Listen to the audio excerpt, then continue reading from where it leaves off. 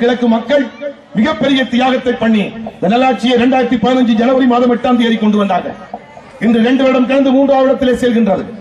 நல்லாட்சியை கொண்டு வந்த மக்கள் இன்று வீதியிலே இறங்கி காணாமலாக்கப்பட்டவர்களுக்கான நீதிகள் வேண்டி போராடுகிறார்கள்.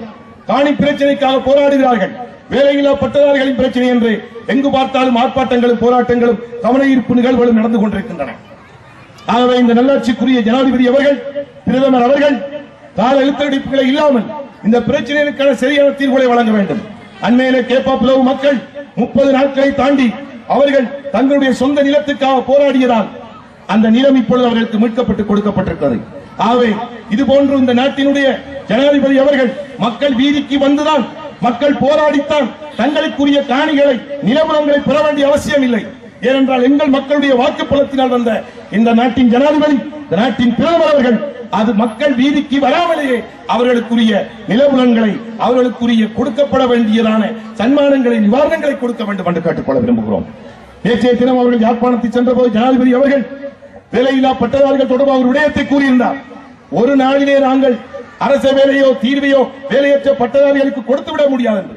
வேலையற்ற பட்டதாரிகள் ஒரு நாளிலே தீர்வை கேட்கவில்லை. 40 வயதை தாண்டி 44 வயதை தாண்டி இன்று பலர் வேலையில்லாமல் இருந்து கொண்டிருக்கிறார்கள். 2012ஆம் ஆண்டு மார்ச் மாதம் 31ஆம் தேதி கடந்த மஹிந்த அரசு காலத்திலே பயிற்சி அடிப்படையிலே அனைத்து பட்டதாரிகளும் உள்வாங்கப்பட்டு அவர்கள் வேலைக்கு அமர்த்தப்பட்டார்கள் பயிற்சியின் பின்பு. அதுபோன்று நாங்கள் கேட்பது, இன்று பல்கலைக்கழக பட்டப்படிப்பை முடித்து தாய் தகப்பன் பல்வேறு கனவுகளோடு ஆசைகளோடு தன்னுடைய பிள்ளை தன்னை பார்ப்பார் என்ற எதிர்பார்ப்போடு இந்த பிள்ளைகளுக்கு பணத்தை கொட்டி செலவழித்து இன்று அவர்கள் வீதியோரங்களிலே இருக்கிறார்கள். 2015ஆம் ஆண்டு 9ஆம் மாதம் 1ஆம் தேதி 8வது ஜனநாயக சோசியலிச குடியரசின் பார்லிமென்றம் ஆரம்பிக்கப்பட்ட போது இந்த நாட்டிலே 10 லட்சம் இளைஞர்களுக்கு வேலை வாய்ப்பு கொடுப்பதாக சொன்னார். 10 லட்சத்திலே நான் நினைக்கின்றேன் 1% கூட வழங்கப்படவில்லை. நல்லாட்சி என்பது வெறுமனே ஊடகங்களுக்கும் அல்லது வெறுமனே வெற்றி பேச்சுக்களும் காலெடுத்தளிப்படும் இல்லாமல் அது செயற்பாட்டளவில் இருக்க வேண்டும் என்பதை கூறிக்கொள்ள விரும்புகிறேன். இந்த நாட்டிலே நிறைய யுத்த குற்றங்கள் நடந்தது. எங்களுடைய தமிழ் சமூகம் பல்வேறு விதமாக அழித்தொழிக்கப்பட்டது. நான் அடிக்கடி சொல்லுகின்ற விஷயம், தமிழர்களாகிய நாம் யார் ஒன்று கேள்வியை கேட்டால் நாம் ஒரு அழிக்கப்பட்ட சமூகத்தின் பிரதிநிதிகள், ஒழிக்கப்பட்ட ஒரு சமூகத்தின் பிரதிநிதிகள், காணாமல் ஆக்க செய்யப்பட்ட ஒரு சமூகத்தின் பிரதிநிதிகள். ஆகவே இந்த சமூகத்துக்கு ஒரு நீதியான நியாயமான தீர்வு வேண்டும் என்பதற்காக சர்வதேசம் இந்த நல்லாட்சி அரசுக்கு மனித உரிமை மீறல்கள், மனிதாபிமான சட்ட மீறல்கள் என்பதற்காக 18 மாத கால அவகாசம் கொடுத்ததை பொறுப்பு கூறலோடு ஐநா மனித உரிமைகள் பேரவை சொன்ன தீர்மானத்தை நிறைவேற்றுமாறு. ஆனால் இந்த 18 மாத காலத்திலே இந்த அரசு ஐநா மனித உரிமைகள் பேரவை சொன்ன தீர்மானங்களிலே எந்த அளவுக்கு நிறைவேற்றியிருக்கின்றது. ஆனால் இப்பொழுது இந்த அரசுக்கு கொடுத்த காலக்கேடு இந்த மார்ச் மாதத்தோடு முடிவடைகிறது. இப்பொழுது திரும்பவும் இந்த அரசு சர்வேசனம் போய் சொல்லுகிறது இன்னும் 18 மாத காலம் தர சொல்லி. அதை நாங்கள் ஏற்க முடியாது.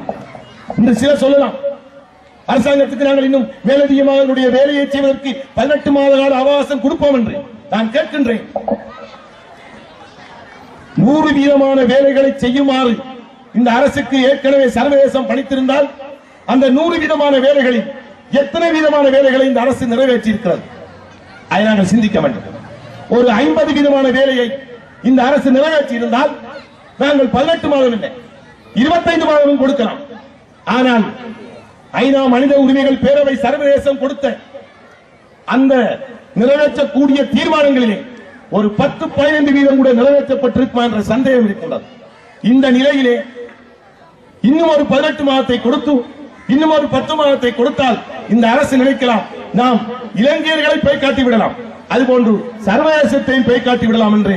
இந்த 18 மாதம் தாண்டி இன்னும் ஒரு கால அவகாசம் ஒரு 10 மாதம் கொடுத்தால் அடுத்த தேர்தல் வந்துவிடும். ஆகவே நாங்கள் சொல்லுகின்றோம், 18 மாதம் கொடுத்த இந்த கால அவகாசம் முடிந்திருக்கிறது. இந்த அரசு கேட்பது போல் தொடர்ந்து சர்வதேசம் கால அவகாசத்தை கொடுக்காமல் செய்யுமாறு அழுத்தத்தை கொடுக்கும். இந்த அரசு ஏற்கனவே சர்வதேசம் சொன்னதான அந்த தீர்மானங்களை நிறைவேற்றுவதற்கான அழுத்தத்தை கால இழுத்தடிப்பு இல்லாமல் 18 மாதம் என்று இல்லாமல் இன்னும் 18 மாதம் என்று இல்லாமல் அழுத்தத்தை பிரயோகிக்க வேண்டும் என்பதற்காகத்தான் நாங்கள் சர்வதேசம் கேட்கிறோம். அந்த 18 மாத கால அவகாசத்தை கொடுக்காமல் அழுத்தத்தை கொடுத்து ஏற்கனவே சர்வதேசத்துக்கு இந்த அரசு சொன்ன பொறுப்பு கூறலை நிறைவேற்றுமாறு